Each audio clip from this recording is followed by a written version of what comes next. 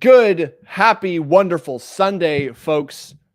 It's a Sunday, and we're here because we like to learn about business, money, success, design, you name it, and or you just like to look at me sit in my chair and drink my coffee, which is entirely okay. But guys, my name is Sam Stevenson. If you don't know who I am a guy who's building a design firm. And a design firm for residential houses, building, all that stuff here in the United States of America. And I am sharing week by week all of the wonderful things that I learn along the way of building a business. And if you are building a business, you can hopefully peel some advice out of this, apply it to your life, and grow and learn and all those wonderful things. Let's get right into it, folks. Actually, let's address the chat first. Make sure I'm not missing anything. We got Centurion 54X. Hello, Centurion. Good to have you, sir. Thank you for the support. What's up, Sam? Hello. Mr. Centurion is a bombastically fantastic farmer guy in a wonderful place. I'll not dox him, but he is running a great show. I've gotten to meet him in person. It's been fantastic, and I'm glad to have you here. I am going to get right into it so that you can hopefully learn something. Thank you, Mr. Centurion. All right. So the first thing I want to talk about, people need to know what they get for what they pay. And a lot of times, like you get a call from a phone call from a salesperson, right? He's telling you all about his vacuum. He's got a great vacuum. And there's going to be a lot of things he's capable of doing on the phone. But there's also going to be a lot of things he's not capable of doing on the phone. And hopefully, if he's a smart salesperson, he has a funnel or a way to get more information to you about the thing. And so the key here is show, don't tell. So I have a website. It's got a bunch of stuff on it, and I want to curate my website to be all of the possible information I could give somebody who wants to know more about what they're buying from me. And you guys should, a website might not be the right platform for you, depending on what business you're in. But as an example, if you're like Mr. Wyatt MG here, happy Sunday. That's right. If you're like Mr. Wyatt MG and you build awesome things, then people might want to watch a video on YouTube of like, hey, here's a drone shot. Here's a walk around shot. Here's whatever. They might want to go see one of the ones you've built in the past. Like there's all kinds of ways you could document it. You could put it in a little booklet. At one point I read Profit First for Contractors, 10 out of 10 book. If you are a contractor, by the way, highly recommend it. And a lot what he talked about. Oh, was it that one or was it the 7 Power Contractor? Back when I was building stuff, I read both of those. But basically, one of them was talking about, hey, like you want to carry around a booklet of literally the stuff you've built when you're meeting with someone to see if they want you to build the thing. You show them in person, hey, here's photos. Here's photos of us during the process, right? So like while we're building it, we're keeping your area clean and organized and yada, yada, yada, right? People need to see with their eyeballs what they are going to get, right? A wise man would call that irrefutable visual evidence, right? Saying words and describing the thing to them is going to be great. But at the end of the day, if you can prove it, that's where the money is. So that's pretty cool. Next on the list is staying calm, really in any circumstances. But when you make successful sales, you got to be aware. And I'm sort of speaking to myself here. But if you are listening and you find yourself getting excited when you do something cool, then, apply it to yourself. But basically what happens usually when I make a sale on the phone, because I'm outbound cold calling, that's like my thing. And when I successfully get a conversation started with somebody and they like want a free model, right? That's the easiest thing for me to sell is something that's free. As soon as they want one, like my excited level is elevated. And like what I used to do when I was in the beginning of doing this was I'd be like, oh my gosh, I just sold someone they want a model. And like they'd send me the file. I'd be like, oh, cool. I'm going to stop what I'm doing and I'm going to make their model because I'm excited. But the issue, excuse me, the issue with that is It stops me from calling more people. And so that's the problem. The problem is that I need to get through a lot of calls. I need to call a lot of people because I need to get a lot of no's, a lot of hang-ups, a lot of that wonderful stuff. And I have a window of time I'm choosing to do that in because I'm usually calling B2B. And so 8 to 5, Monday through Friday, is pretty much reserved for I need to be on the phone with people. And then it's like, oh, well, I've still got like 4 to 6 hours of the day outside that window I could be working. And so I happen to know my numbers to the point where it takes me pretty much 30 to 45 minutes to fully do somebody's model. And so I need to think to myself, like, okay, I've got, if I'm going to stop at 5, I'm going to go to bed at 8. I have really 2.5 hours of work I could do in that zone. So I could do 4 models in the afternoon. Therefore, it is a higher leverage move for me to like stuff down the excitement, organize the files, put them where I need, and keep calling more people because I have a window for that. So, the lesson here is that, be rational about your strategy and what you're doing and do the most important things when you need to do the most important things. And it allows you to just like get more out of the day. So for example, if I had just stopped, if I sold 4 models at like noon and I was like, cool, I feel like being done calling now because I've done a good job calling. I'm going to take it easy and just like work on these models because it's kind of like fun and easy and I can unwind and it takes nothing to, like, I'm not thinking about it really. Right. I could easily do that for the second half of my day. And then when I get to 5, I'm done. And it's like, well, now what do I do? Well, if I'm foolish and I have a bunch of make work for myself and my business because we love to do that, then I'll do those things for the rest of the evening. But like those things aren't the thing that grows my business. Calling people grows my business. So that's what I ought to be doing. So especially this, like, the more I do this, the better I get because, we're all just people. We're just functions of hours, right? You got to put in the hours. You got to put in the time. You got to put in the work. Look, a pumpkin. You can see him on the screen now. What a good boy. Okay, so we're all like a function of our like hours we got to put in. So, losing the train of thought slowly. Oh yeah, so basically stay calm, do the things you need when you need to, understand your numbers, your time inputs, and work within those ranges. So, yeah, I basically have been doing that for this whole last week much more effectively. And the like, surprise, surprise, when you call more people, you get more work. It's really not that fascinating. But it's hard because it's like, it's work. And it's like outbound cold calling is not the most fun thing unless you like love the hunt, which I'm starting to learn to love because I am getting better at it and my process is getting better. So I am just more successful. And also, like, there's something a little bit energizing about trying to talk to somebody on the phone and them hanging up on you. It's like, oh, wow. Like the world, especially for men, the world is going to tell you no for 98% of what you're doing, right? And that is feedback that you need to get better. You need to fix something. You need to improve something because you are not good enough, right? Whether you're asking a girl out or you're trying to go on a date or whatever it may be, you are not enough currently. And that's okay. Like, because you are your age with your experience, those things combined, that's where you are at. You can improve. Now, if you want to stay there, then stop wanting more stuff. That's okay. Do that. That's fine. I don't recommend it. I recommend the like pursuit of growth path because that's just like life. You only get one and you might as well try to be better. But yeah, so that is the thing. One of the things that has helped me since I got back from El Salvador, and I think I learned a little bit of a lesson going there because I was not as prepared as I should have been. And my phone service, the particular phone service I pay for, does not give service in El Salvador. And so unless I was in the Airbnb hotel thing with Wi-Fi, I had a useless phone.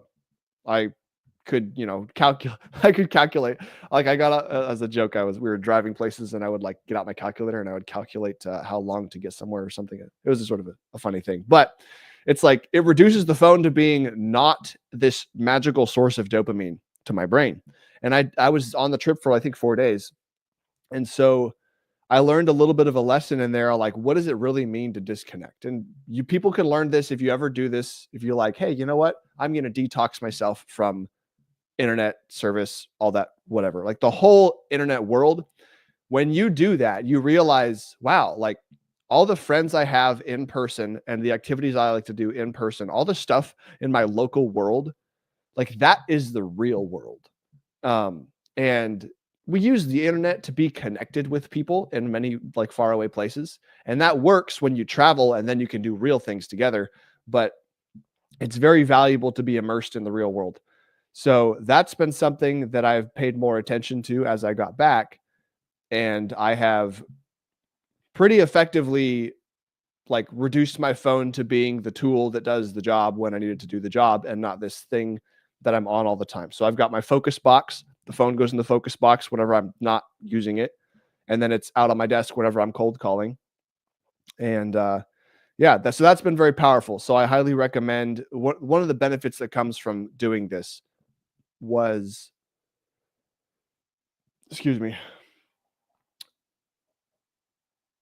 I have a very imaginative brain. I think most people probably sort of do.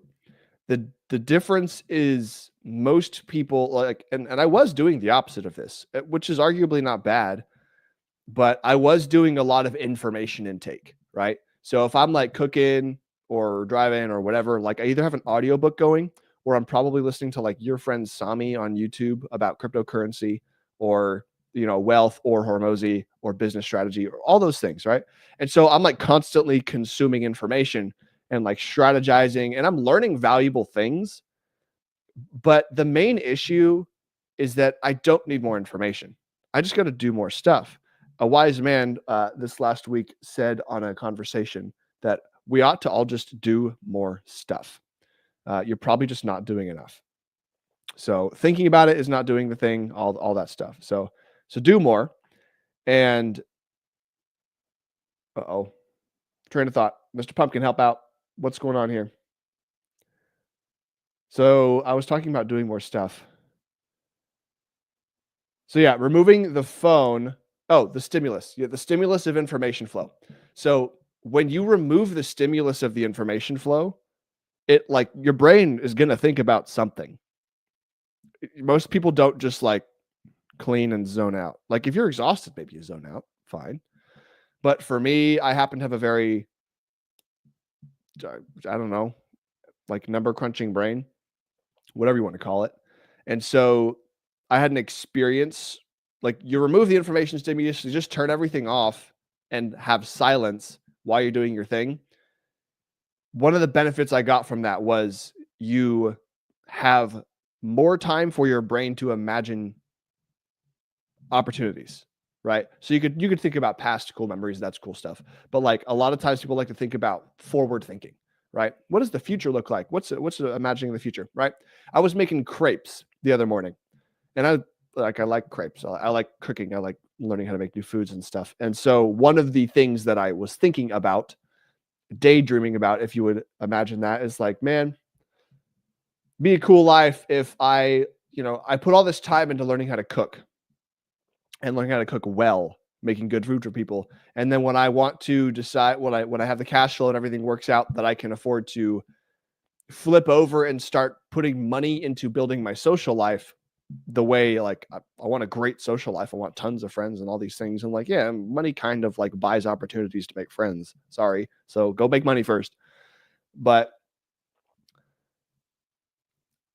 when I go do that, one of the things I was thinking about was like, man, it'd be a cool thing to me to like be able to, in the process of making friends, be like, yeah, hey, on like Sundays after my stream, I have a brunch. I cook a brunch in my place and I've got this big like wood slab table and I've got all these friends at the table and like we've made this great breakfast. And I don't know if I could cook, that kind of monstrosity at that point. But like the idea of being able to imagine a positive future and then leverage that to like motivate yourself to get back to work, right? That was the biggest thing going to El Salvador, was that being disconnected from the real world allowed me to think about all the time I have. And it's like, okay, there's all these stuff I'd really like to do. And like, I was almost itching. Like I was itching to get back to work. And so the more you do that and just retain that in your life, and you're not just like consuming Instagram feed or whatever, just like disconnect, focus on the things you want, think about the things you want, imagine it, daydream it. And then you're like, oh shit, like I don't have this right now. What do I need to do to get it? I'm going to go do that thing now. Right. So that was sort of the lesson in there. And I would also argue that most people already know what to do. They just aren't doing it, and they don't make the time for it. So adding information streaming into that is just like, you're just filling your brain with like stuff, and it makes you feel good to listen to it. And like, I get it, but it's not as helpful as I guess as I have found. So next, we're going to talk a little bit about wealth, and we're going to kind of get back into the business thing. So building wealth versus spending money, right? So the idea of money, how does money work for us? Well, we trade our time for money, and then we can buy things with the money. The question is, for most people, are you retaining the value of the money, or are you just going to give it to other people? So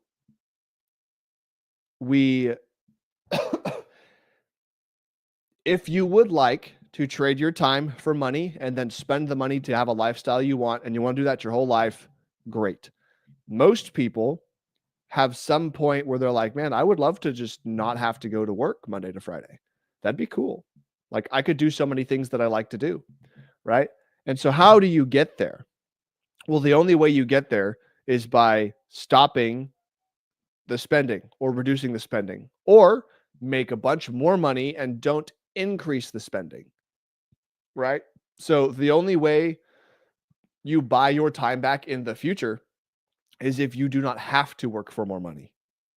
So if I make 10K this month, but I spend 9K on my lifestyle, then like, well, I mean, let's just exaggerate. Like, let's say I make 10K a month and then I spend 10K on my lifestyle and I break even. Well, now I have to make another 10K the next month to survive. And I'm just like pulling numbers out of my butt here. But if I start making 20K a month and I'm like, wow, look at all this extra money I've got. Like I've been wanting a new bed for some time. I've been wanting like a second little kitty for Mr. Pumpkin, right? Like people want things that make their life better. They want things that make their life more enjoyable. There's nothing wrong with that. But the problem is that most people want to convert the money that they used their time for straight into the thing that they like. And they miss the part where your money can work for you as well. And so understanding how that works is the start. But the other thing I wanted to add in here was, in the beginning, you are mostly capable of investing your time into something, right? So when considering a financial statement, everybody has a personal financial statement. You're just either not looking at it or you don't have one like in a computer somewhere, but there is one that exists that would describe your current financial situation. So what you would typically see is you would analyze, okay, I have income and then I have expenses. That creates a cash flow, or it's a negative cash flow if your expenses are more than your income. That's a possibility because we allow credit and debt. On the other side, you would have assets and liabilities. Okay. So assets are things, more money to your pocket. Liabilities are things that take money out of your pocket. A simple example, I am a barista. I make $2,000 a month, and hopefully my Wi-Fi looks like my Wi-Fi is dropping the call. Hopefully it keeps streaming. I make $2,000 a month. I have $500 for rent, $500 for a car payment. I'm using examples. $500 for debt payment, and then $500 buys me my food, right? There's just an average spender's lifestyle. Okay. So then you burn through all that. In the asset column, you have zero because you have not bought anything that like makes you more money, and you have not saved any money to invest to even make you any kind of gains at all. In the liabilities column, you would have something like, okay, the car is a liability because like this is a debt that you got to pay. You've got like a credit card debt, which is like, these are negative numbers. So the income statement is more like, hey, like it's kind of like point in time analyzing. So your income, money in, money out, and then assets and liabilities, like your net worth, right? So how much do I have? How much do I owe people? If you have zero debt, then you are worth everything that you have. So most people have a negative net worth. And there are like, that's not generally good. So one of the things I wanted to talk about was that the thing that does not show up on a financial statement is your time. And a lot of people spend their time and like a lot of people spend their time, right? That's a concept, right? You have 16 hours of a day that you are not sleeping, assuming you're getting a nice chunk of 8 hours sleep. Okay. Let's say 4 hours of that day, you have to maintain your health. Okay. You got to shower, you go to the gym, you eat food, you cook, whatever, you kind of like clean on average. Like, so let's just take 4 hours out of that. This is assuming you're not spending a bunch of time consuming TV or shows or, other stuff. And like, we can spend our time in many ways, but one of the concepts I'd like to introduce is that like investing your time is another way to look at it. Like, are you consuming your time for the sake of like just consuming it? Like, oh, I've got time, what should I do? Right? Or are you being conscious about where you are putting that energy? Because you've got a certain quantity of time in your life, right? And if you want certain things, like if you want $1 million mansion, you're going to have to make a bunch of money. Therefore, there's a wall of work between you and having that money, which means time. And therefore, if you are going to try to get it, the sooner you do all of the time, the sooner you have the goal. So be conscious of where your time is going. And like, it's not to say that you shouldn't do things that you like, right? You just should like reframe it in your mind. For example, for me, I like going to the skate park. I like skating. The way I look at the time there is I'm investing somewhat in my mental health and my physical health, because I'm going to go engage in risk-taking behavior with dudes that also like to enjoy risk-taking behavior, which is like good, like those are men that I want to be around. And we're all going to go get stronger and maybe get hurt and all this like wonderful stuff, right? So that's like a mental thing. I'm taking a break from work. And then there's like, it's a little bit of a workout. It's a little bit like physically engaging. It's balance, it's coordination, dexterity, all those things. And so I look at that activity as, how much time do I put in? How much do I get back? Right? Everything is like, what do I get out? What am I putting in? What am I getting out? It's a balance. And that's like a basic motivational structure for why anybody would do anything, right? Everything's a transaction. But I like the activity for a lot of reasons. And so I do it and I look at it as like a health investment, not so much like I'm going to go spend time doing a thing. And like, there are things in my mind that give me less return. So for example, if I want to watch Pirates of the Caribbean,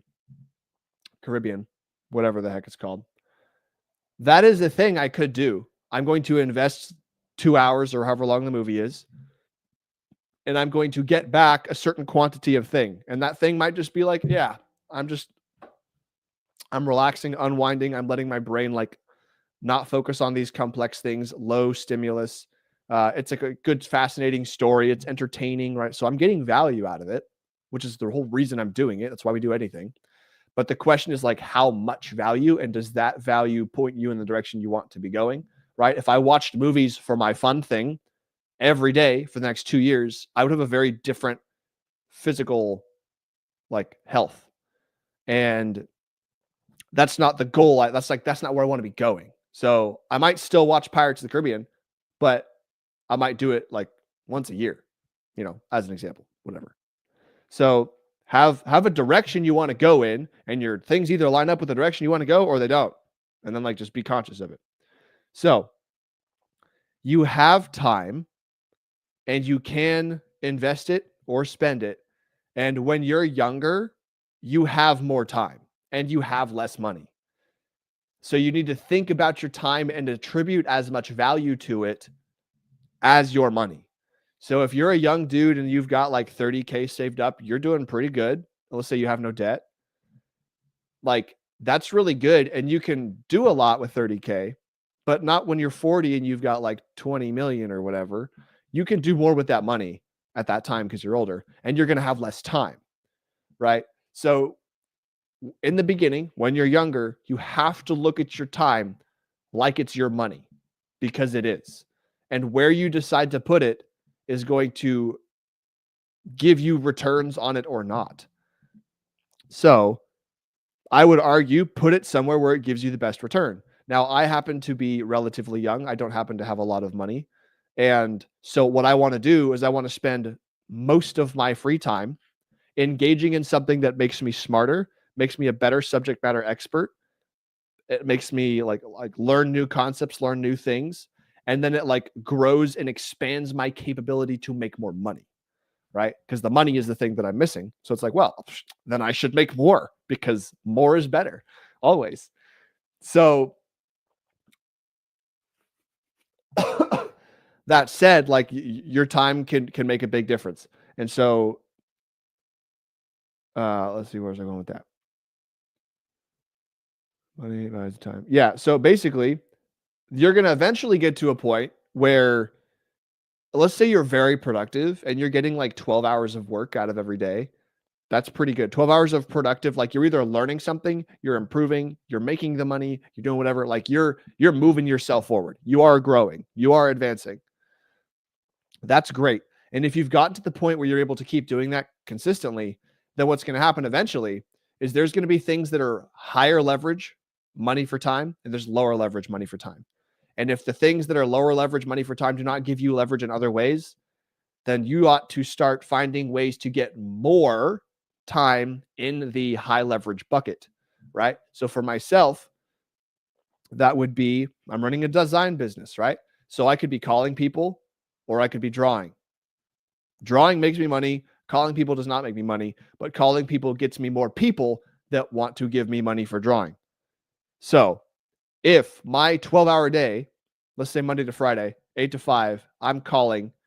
If I do not have my schedule totally filled with drawing and making myself money at the current leverage that it does, then I need to call more people because I'm currently not totally full. I have time. And so, yeah. So basically use your time wisely to get yourself more for what you're doing. And it'll stack on itself because as soon as you start as soon as you start putting the hours into something, you get better at doing it. And then you have more leverage doing it. So then when you do more, you get more back. So yeah, that's the whole thing there. And then you're going to get to a point where now all of a sudden, if you're running a business, right? Let's talk a little bit about business again. If I spend 8 to 5 acquiring customers, and then I spend evening and morning drawing plans, that's going to make me a certain quantity of money in, hours traded and then money in. If I get to a point where I have so many builders that it starts to I only have so much time in the day. I have to sleep and eat and maintain health. Those are things I'm doing. I'm going to start taking bites out of my growth time. It's oh, I've got a plan to draw. I told them this deadline because, Rapid Designs, I'm running a very specific type of business. I have to now, 2 people gave me a plan at once. I have to stop calling. I have to draw because I know how long this takes and I know what's going to, from here to here, I have to do this. Therefore, I'm going to lose, let's say 4 hours of my calling time and I'm going to spend time drawing.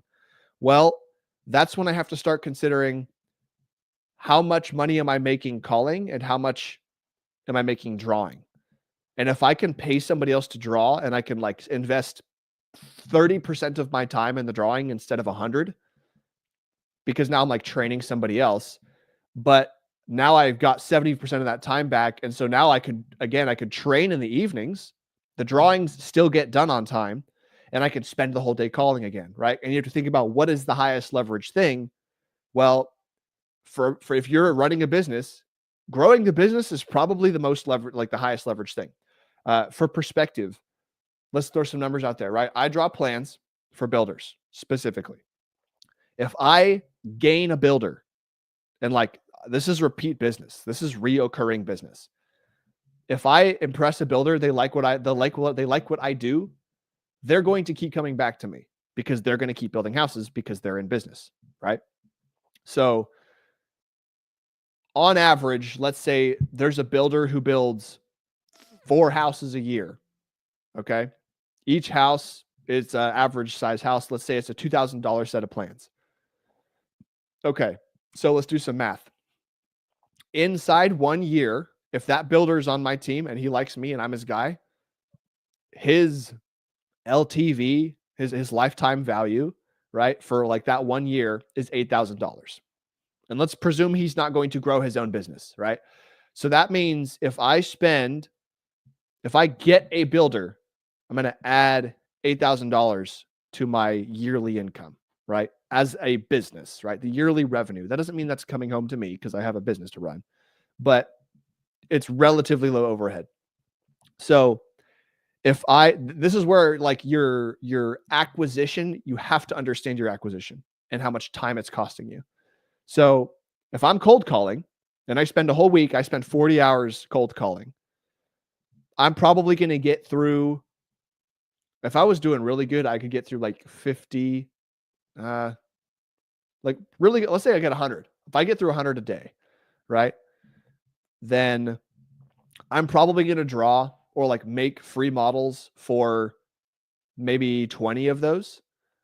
And of those 20 that I make free models for, maybe, I don't know, 4 of them are like, wow, like this is a cool model. Like, what do you actually do? Well, I was like, oh, I draw plans and these come with my plans. It's like, oh, cool. I like, tell me more about that. And then I lock them in and I sell them on me.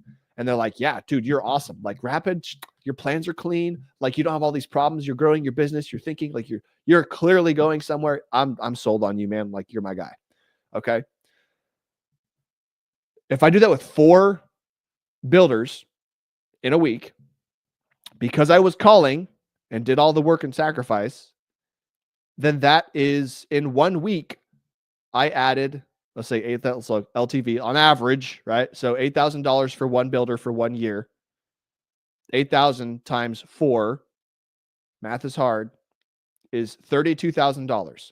Okay. So in 1 week, if I add $32,000 to my yearly revenue, what happens if I do that for a whole year? Right? And you get to like market capacity questions after that, which is like, okay, well, hold on. In Texas, there's only like 1,200 total builders. So like, there's like a thing there, right?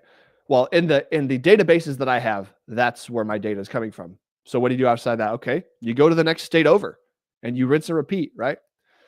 And then what's going to happen is that you're going to get referral growth. You're going to get other growth. And like, if you just have a good product and you do what you say and it's good, you're going to keep growing and you're not going to let people aren't going to fall off. Right. And so if you just keep stacking that, like, okay, well, what is adding 32K a week worth?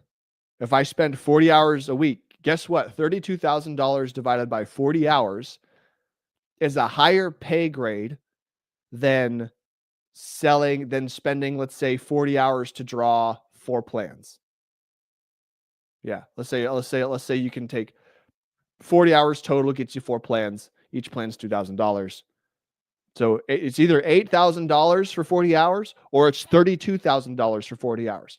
And here's the real kick in the pants. When you own the business, right? Your business has enterprise value.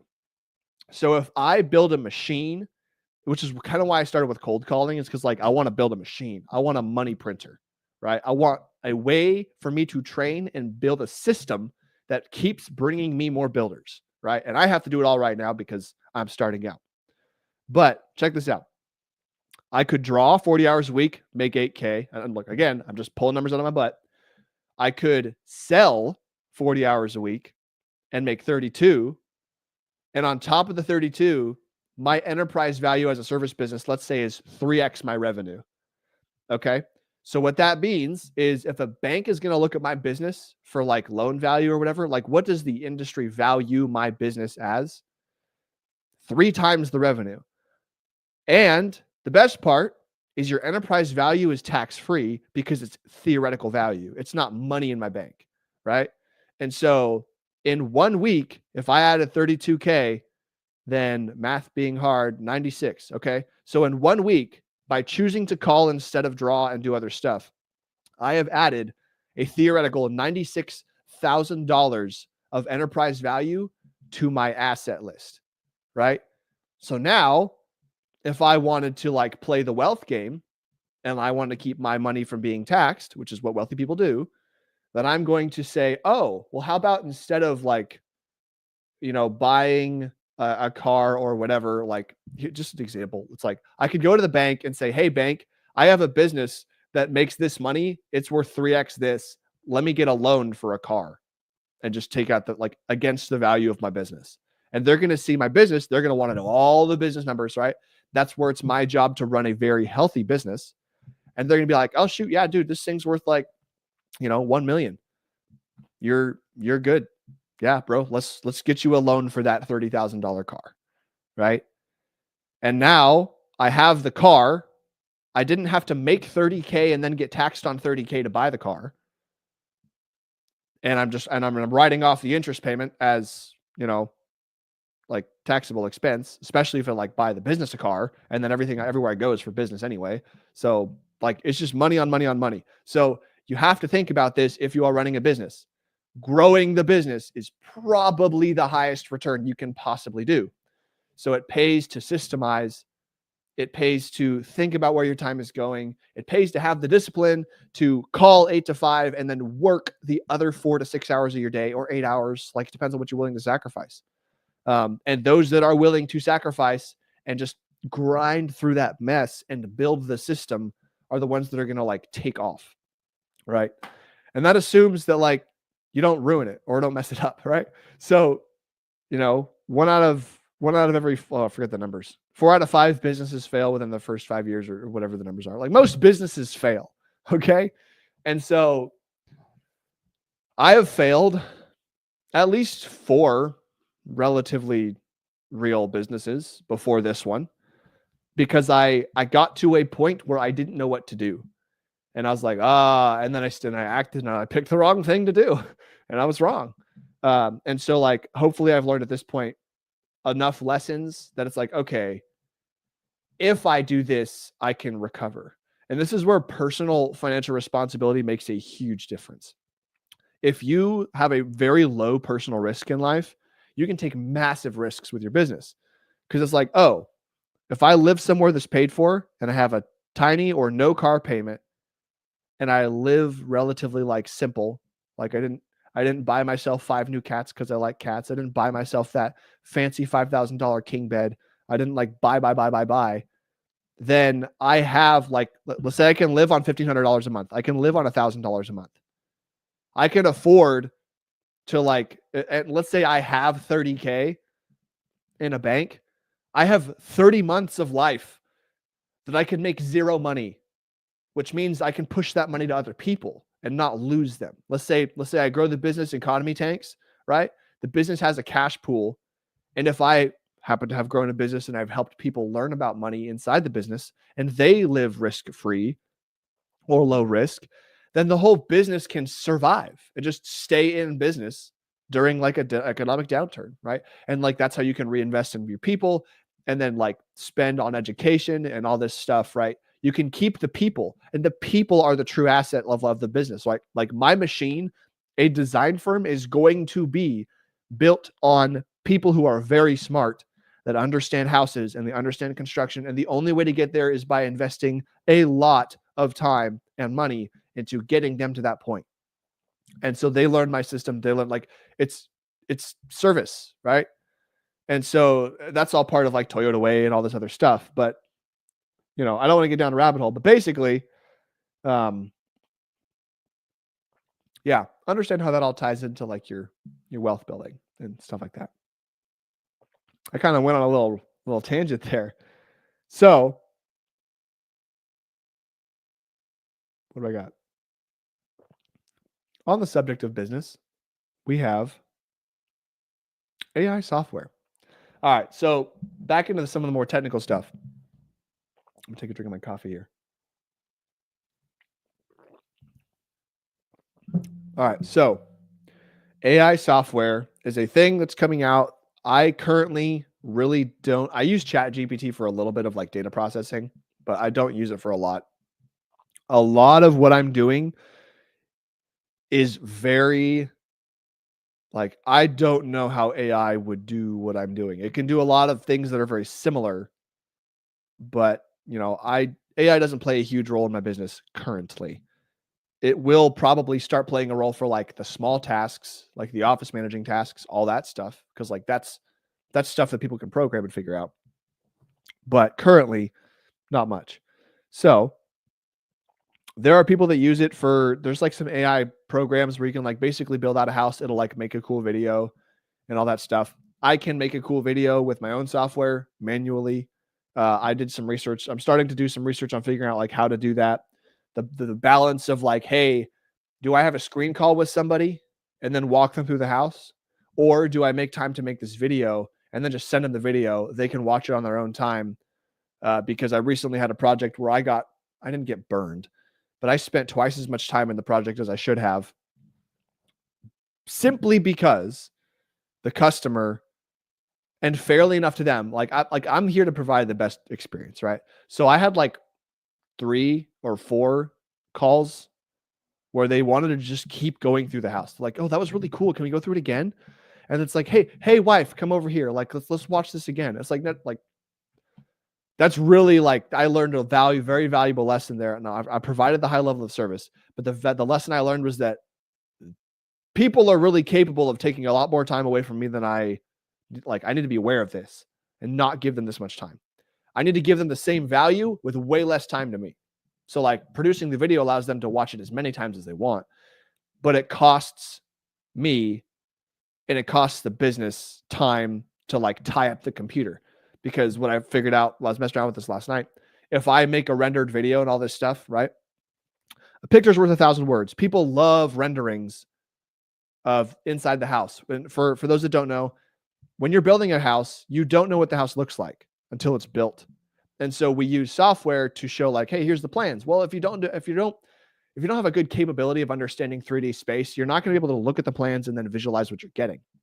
So people do renderings, which is like pretty pictures and images of like, hey, this is what the inside would look like. And it's like perspective and you can see the space and all this stuff. Well, a video is literally like 2,000 renderings. And each rendering takes processing power to produce that realistic of an image. And so the issue is that like you need a high powered computer to produce that. And when you're producing it, your computer's tied up. You are not like, I'm not making money. I can't call people while my computer's rendering. Like it's sucking full power from that thing to do that. So realistically, I probably could call people, but I don't want to, I don't know. It's something to figure out. So basically, like I could do these things, but long story short, there's the thing that takes time that produces a bunch of value. I need to put a cost to it, put a price on it, and then say, hey, here's what you get and here's what it costs you. If this is worth it, buy it. If you don't need this, don't buy it. So that's something that I'm working on currently. Okay. Here's the other trick. In my particular industry, and I would argue for like probably in most businesses, if somebody's considering buying something from you, they already either have an option or they've already got somebody that they like, right? Let's say you're in the business of pest control and you're going door to door trying to sell pest control. Well, you might talk to somebody who already has a pest control guy and they're already doing their thing. And guess what?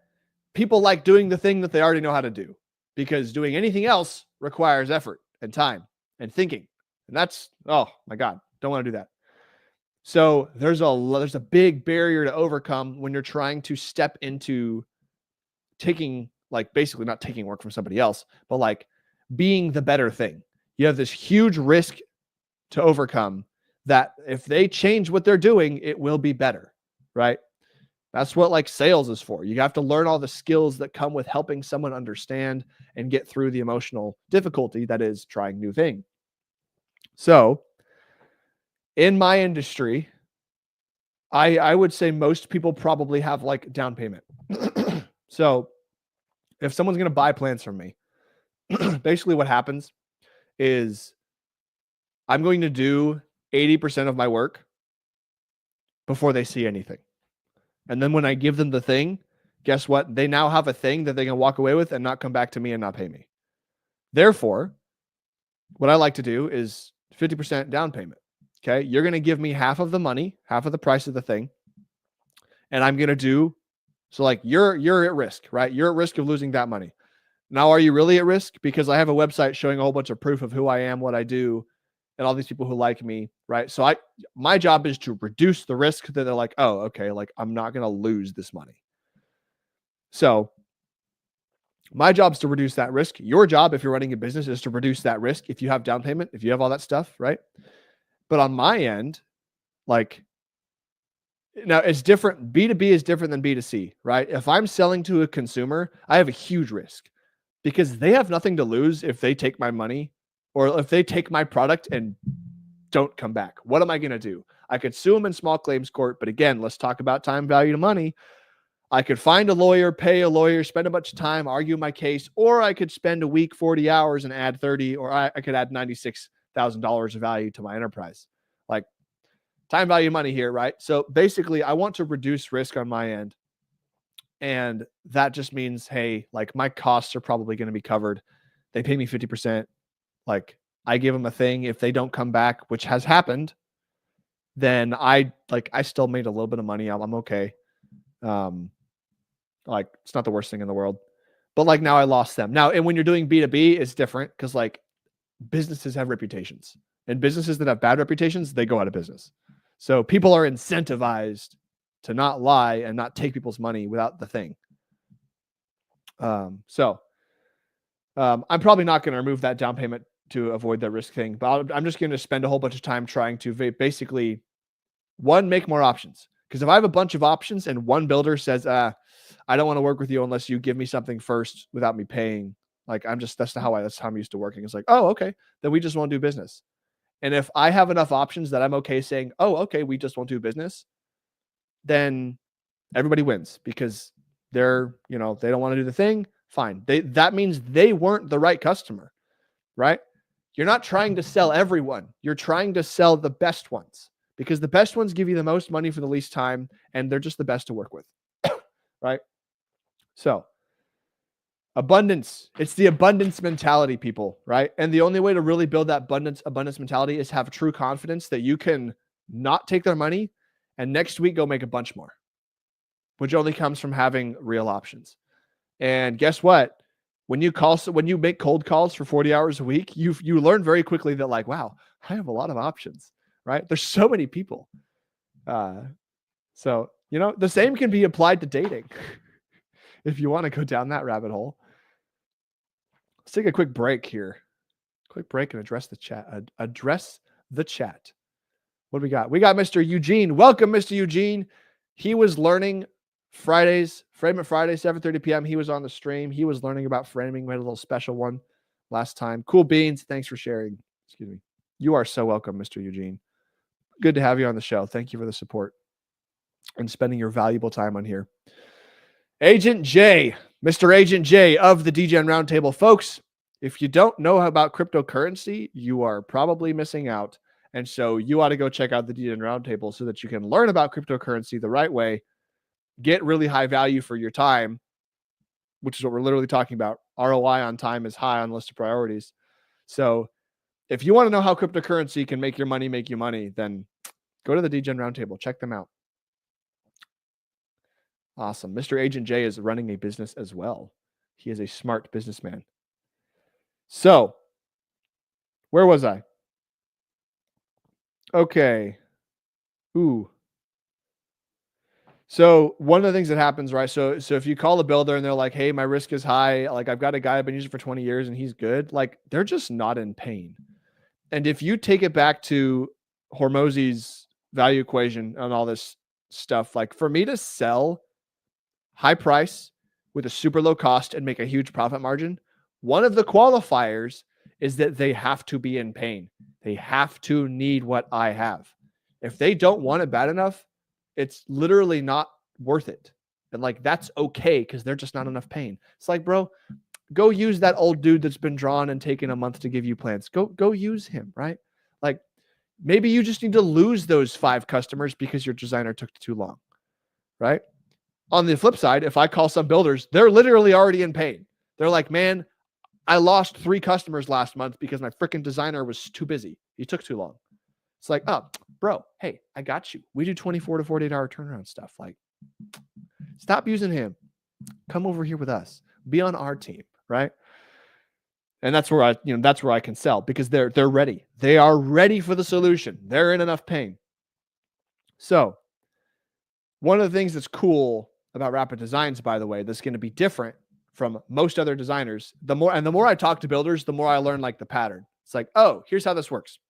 People find out they can design or they become a designer and they learn, they buy the software, they start designing. Here's what happens. They learn that they can make money. They start to become popular. They start to get referrals. They start to grow. And guess what? With that comes a workload. Most people aren't used to working 12 hours a week.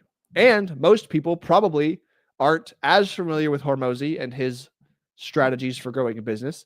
And so what they do is they're like, wow, look, I'm so busy. I'm making like a pretty good amount of money. This is great. I'm just going to keep doing this. And so they make a bunch of connections and they grow enough and they grow to the point where they're like, they have the next problem, right? And the next problem is the lady in the red dress.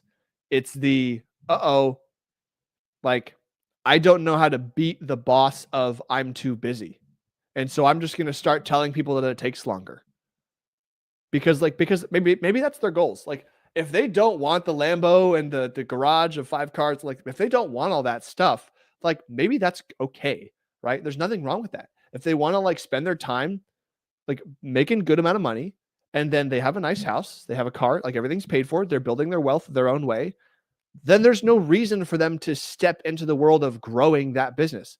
Maybe they just want a machine that they can put their time into and get some money back. And like, that's what they want to do. And they're going to go make wealth some other way. That's totally fine. However, that's not what I'm doing. That is not what Rapid Designs is. Rapid Designs is a permanent solution. This is a machine that I am building that is going to step into this industry and it's going to say, people are taking too long to draw bad plans. We're going to draw good plans very fast and you're going to pay for it. And there's a place for that. And here's what happens when you do that consistently. More people want you to do the thing. And like, I'm not here to just fix the design problem in Texas. I'm here to fix the design problem. Okay, so what does that mean? It means you grow outside of the states. Well, if I address this problem in every state, there will probably be, there's going to be a workload that is bigger than what I have time to draw. What does that mean? It means I have to scale the problem. I have to scale the solution, right? And so not only does Rapid Designs have to know how to draw fast, draw well, yada, yada, yada, have good systems, but I have to be a training machine.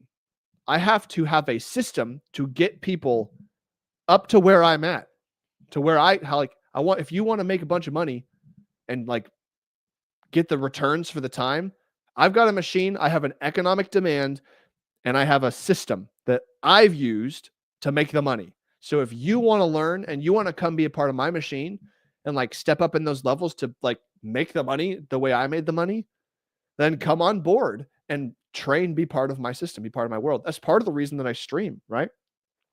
I want people out there to know what I'm doing so that they understand like, oh, well, is this something I could do in the future? Heck, maybe, right? Like maybe I'm going to hire somebody that's watching this right now because you're comfortable with me. You're familiar with my business. You've been on my journey. You know what I've been through. You understand my dreams, right? My dreams have to be so big that I can fit 10 people's dreams inside of my dreams.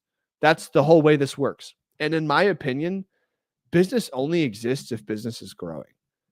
If my business is not growing, it's grow, right? Everything's a Ponzi.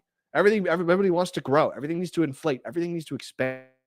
That's what it means to be alive, right? The second you stop growing, you're not alive anymore, I would argue. So, because people want more as time goes on, there has to be more for them to have. And so right now, I'm wanting more. And so I need to go get more. And so I grow the business. I grow the number of people that want problem solved. And let's say I hire someone who's designing for me. Okay. Now I've got a designer, and like maybe I'm designing a little bit on the side, but like maybe there's enough work now I can afford 2 designers, right? So now what happens is the first designer I hired, they learned how to design, and they're going to get to a point in their life where they're like, okay, I'm really good at this. I need to solve the next problem. I need to get better at the next most difficult thing. Like I need to step up. And so in order for them to become, oh, I'm now a designer and I train the new designer, they get to grow, and somebody gets to come in from the bottom and grow. And in order to do that, there needs to be more work. So it has to grow.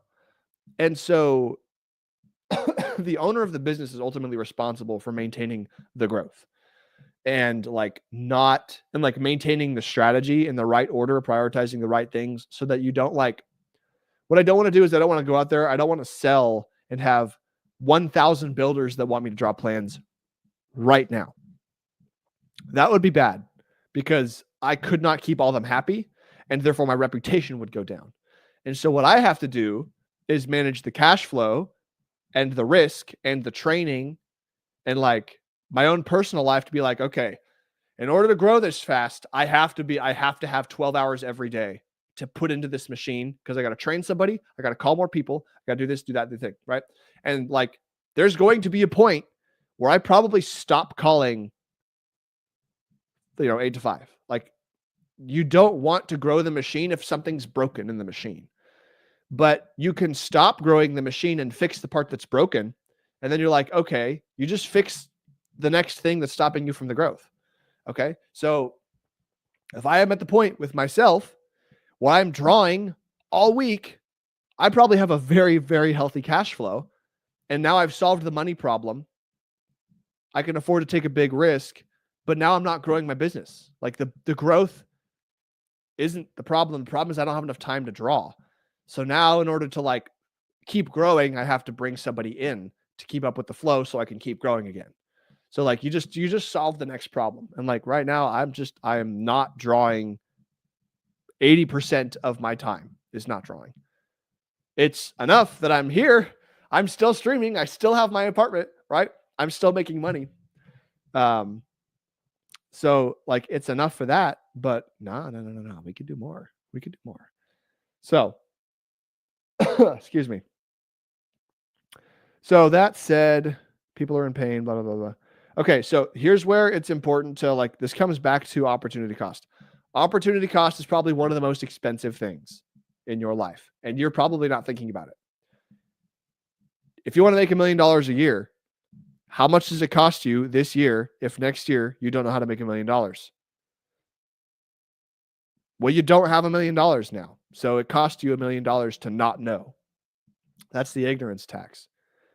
Sort of. Actually, ignorance tax is slightly different. But it's costing you to not know. Therefore, if I could spend $10,000 and then know, well, I just got a screaming deal because I just spent $10,000 and now I know how to make $1 million. That's a great investment in my time, right? So it's actually that's what comes back to in terms of investment. Sometimes spending, literally spending up money, use up the money for education that teaches your brain something, and now you have a skill. Now you have something nobody can take this from you, right? Unless they hit you in the head and you become incapacitated or something, right? Nobody can take this from you. So the Hormozy calls it the the universe of me, right? Instead of university, it's universe of me. Spend money on you and what you make yourself a more valuable tool. Great place to spend money. And great place to spend time. One of the most effective ways to get more money. So, okay. So yeah, know your numbers. Okay. If you're running a business, you have to know your numbers, because knowing your numbers will increase your confidence.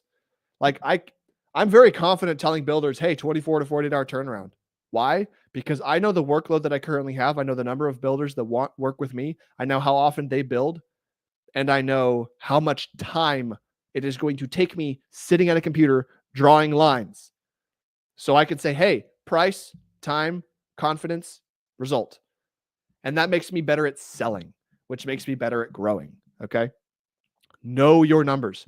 If you don't know your numbers, start tracking them. Don't have the data? Guess what? There's probably plenty of people that will be happy to give you data, right? I've got builders right now. I'm working on the walkthrough research. Guess what I'm doing for free? I'm making walkthrough videos of plans they've already bought from me. Like, they're already done. Like, the work is done. I'm spending more time figuring out the data. It's like, hey, bro, can I make you this free walkthrough video you give the client? Everybody wins. They're like, of course. Yeah, bro, give me the walkthrough video. Here's my selections list so the walkthrough can look realistic to the house. Cool. Thanks, bro. And then I do the work. I spend the time. I get the data back. And it's like, oh, okay, this is it. These are the numbers. So the next time they come to me, they're like, oh, okay, that was a cool thing. Let's do that. It's like, okay, cool. Here's a price tag.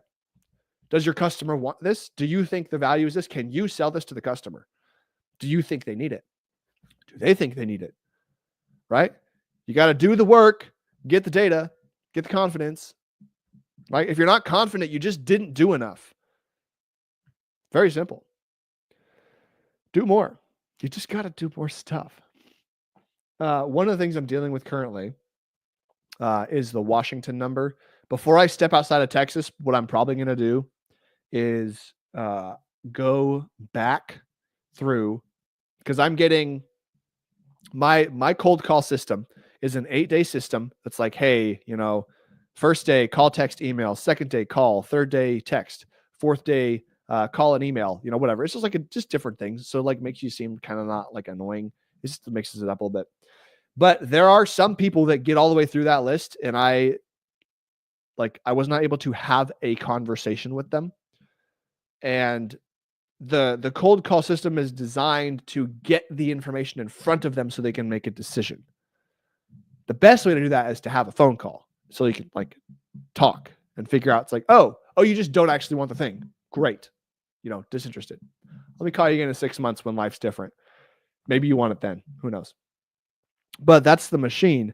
And so I currently am using my cell phone.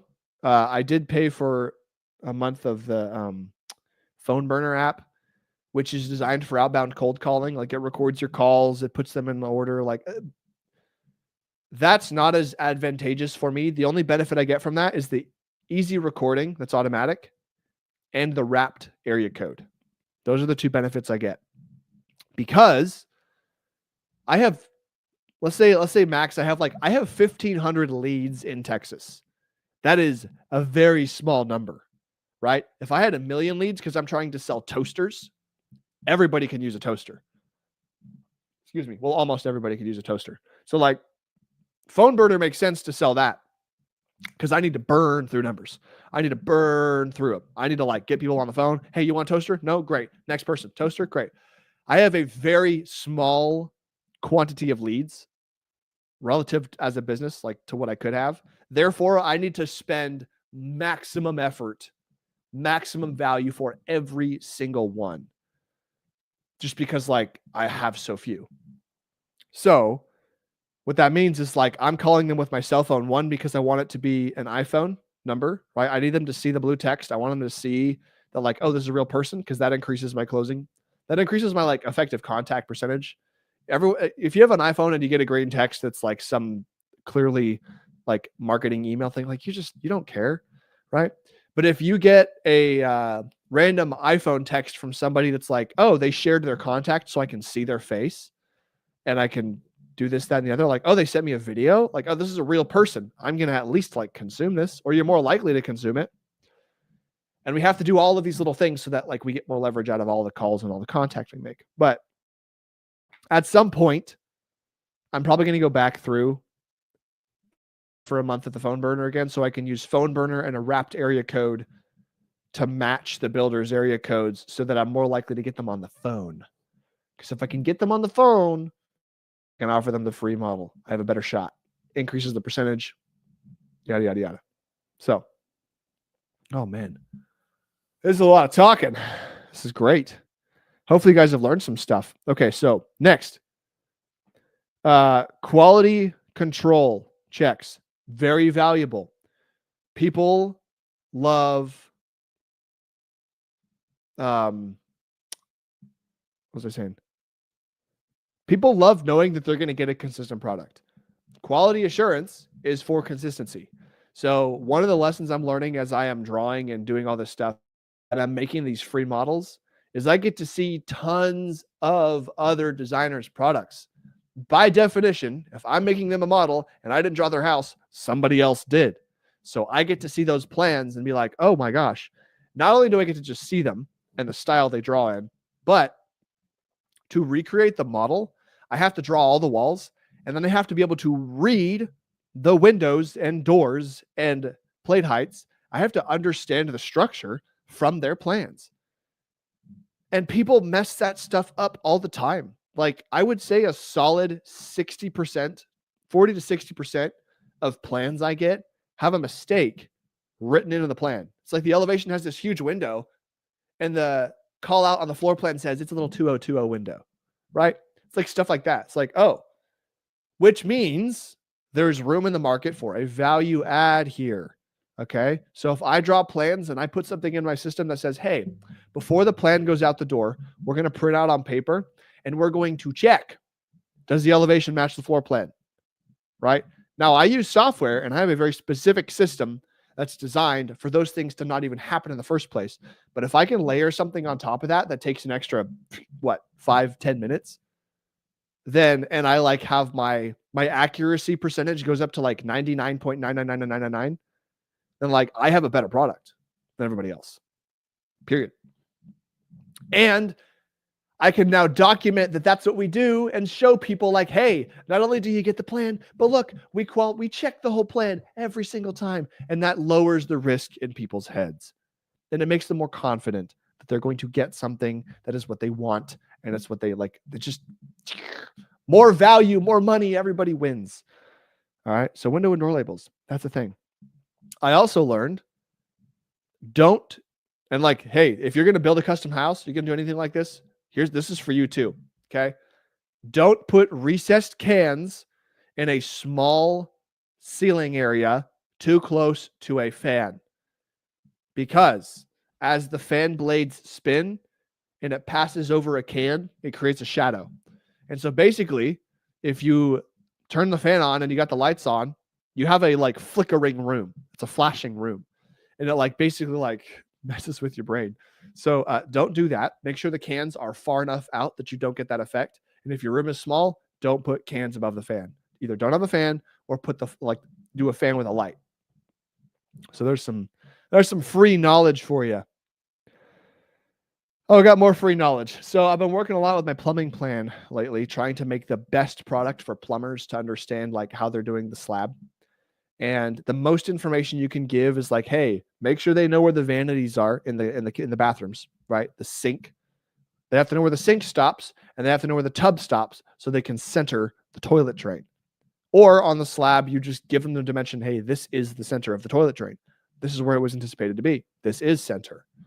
But I also learned that they like to know, because some builders want the beams and like where the beams are showed on my plan, and some don't.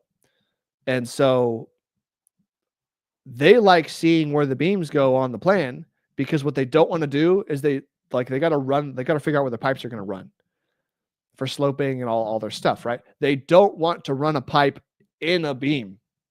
That's bad, because you're going to fully encase this pipe in concrete for the rest of its life and you're not going to be able to fix it or find it or anything. That's just bad idea. Bad idea. And also concrete's very stiff. So if you were to basically you don't want your plumbing in contact with the concrete in the first place. So they have to sleeve it. And like, they don't want to sleeve a whole pipe. There's just a whole bunch of reasons not to do it. And so they like having that information on a plan And so I'm going to try to work that in as often as possible. Got a comment here from Mr. Eugene. Let's see what he's got to say here. Sam, are you planning to create a website to sell your plans? It seems like a great idea. Scaling, excuse me, selling one plan multiple times. Ah, great question, Mr. Eugene. No, I'm not. And here's so for those that don't have context on what he's talking about, here's what people do in the design industry. They spend time drawing lines. They take people's ideas that like they feed them ideas. They make a plan. They spend time drawing lines on paper. It's in a PDF, so it's electronic these days, whatever. Okay. They draw the lines on the paper. When they're all done, they have a plan. Somebody can use this and go build a house with it. That's a product. You could call that an asset, right? And one of the things I specifically am doing with my business, the one who owns this asset is the one who drew it. Okay. Unless it's an employee of a design firm and the employee signed that, hey, I work for you. Everything I draw is your intellectual property because I work for you. Right. In that exception, it's owned by the business owner. But that intellectual property belongs to the designer. So lots of people keep their plans protected because they have a scarcity mindset, I would argue. Now, like everyone's got a different business strategy, so they should do theirs. People, I haven't figured out how to combat this or work with this really quite. But people in this industry of home building, they get real like special. They feel real special about having a custom house design. It's like they're going to spend time and money producing a plan that's going to build their house. And it's going to be the best thing for them.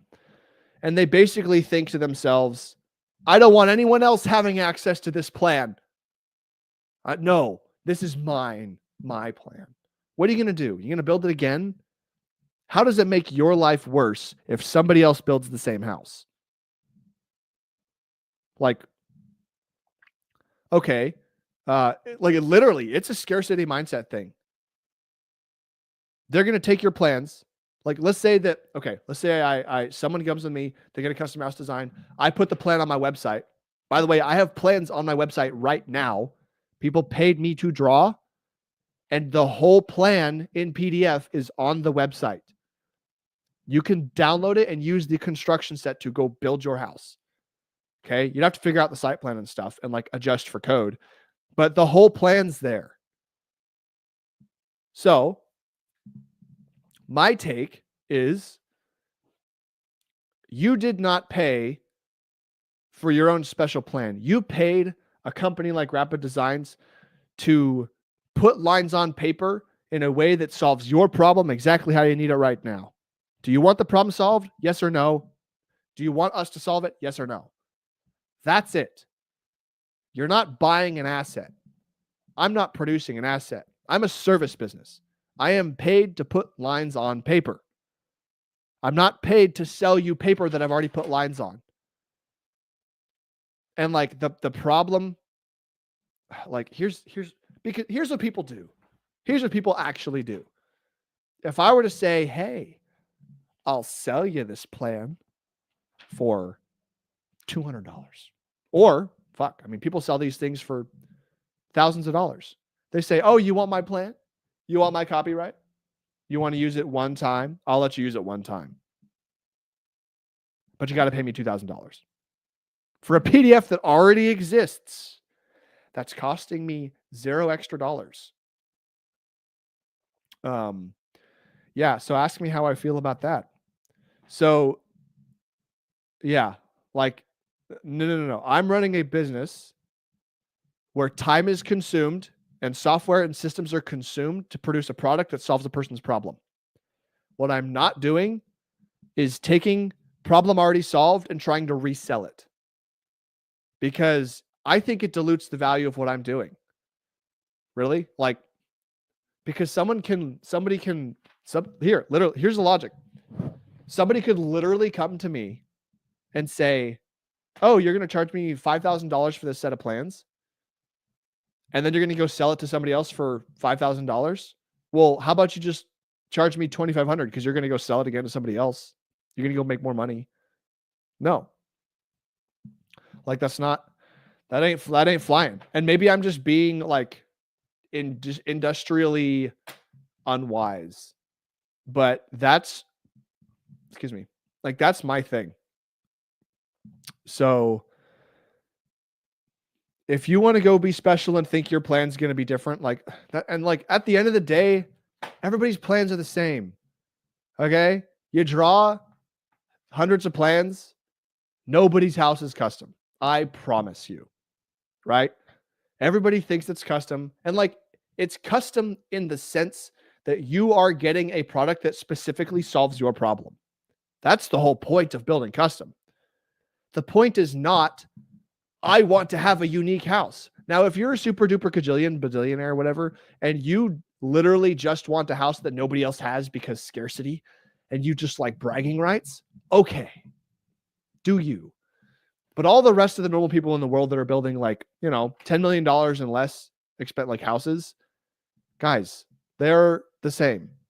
You're going to make some ceilings tall. You're going to add some drywall. You're going to paint the walls the color you like. You're going to put some windows in so light comes in. You're going to have a nice, cool slidey door because everybody likes slidey doors. Oh, excuse me. Choking here. Because everybody likes slidey doors. You're going to have a big porch with an outdoor kitchen because people like to cook outside. And then they're not going to use it because people don't actually cook outside. Like, you're all the same. You're freaking machines. Sorry, don't let me rant too much. Therefore, no, to answer your question, Eugene, politely, I am not going to try to resell my plans for that reason. I am solving a problem for people, and I get paid to do it. And then I'm going to train people to do the same thing, and I'm going to build a company on that model.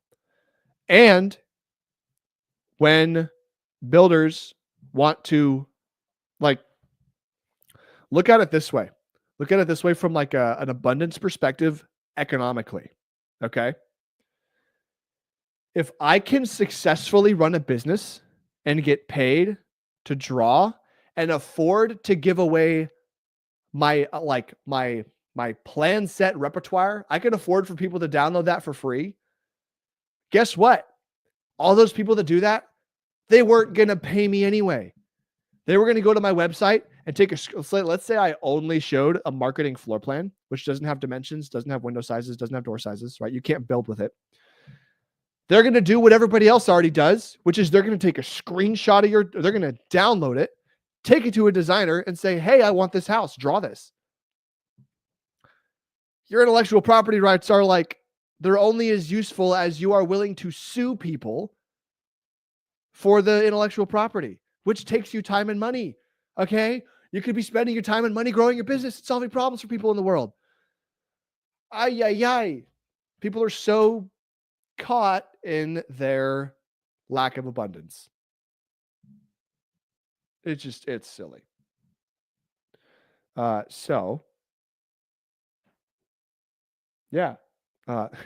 want to get me going? Ask me if I'm going to charge people twice for one product. No, I will not. And here's okay. Last thing. The world, the economy as a whole, everyone is better off. I'm building a business that creates such an abundance of value that people can come to my website and let's say they like it exactly as it is. They take the plan to a builder and they're like, hey, I like this. Can you build this for me? And they're like, now they get to build a house and didn't pay for the plans. Cool. I helped someone. What's so bad about that? People need to get their head out of their asses. So, here's the final takeaway, guys.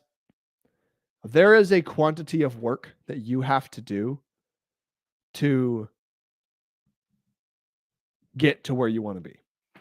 And you're not there right now because you exist. I'm not there right now because I exist, right? When I get to the point where I have the more stuff, I'm going to want more stuff. That's life. Therefore, there will always be a wall of work in between you and where you want to be. And you are either going to spend your time chewing away at that wall or you won't. And then you'll get the results of doing it or not. That's the takeaway. That's the takeaway from today.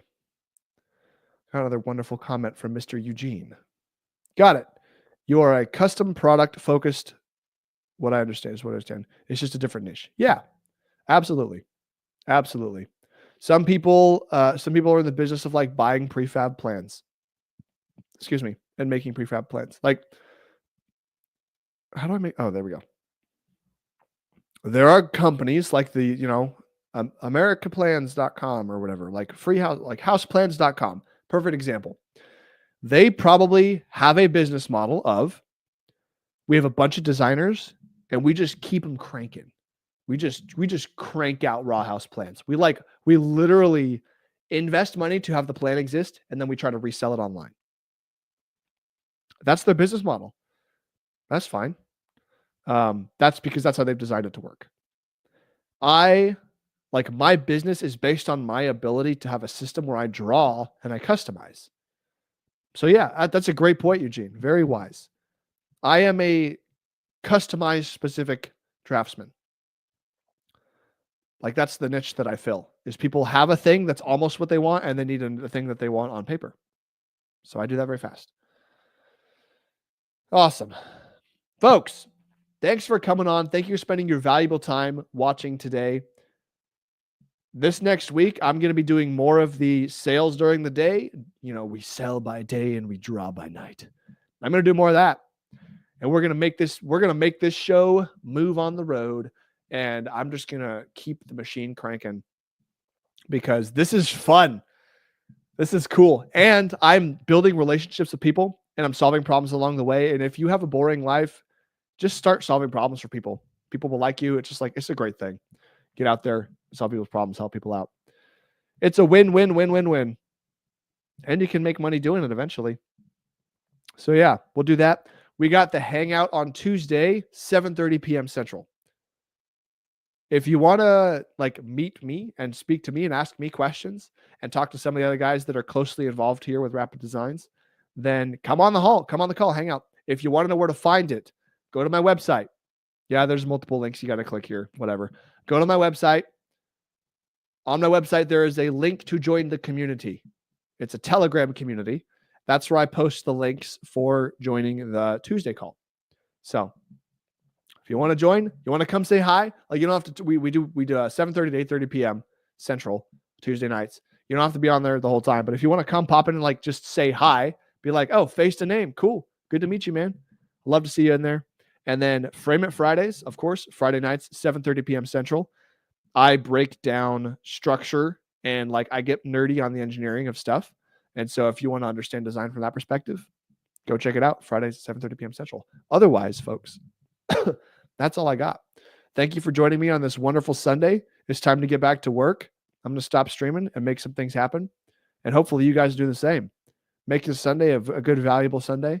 And I'll see you guys in the next one. Let's take it out with some music from the one and only Green Observer. That's the code.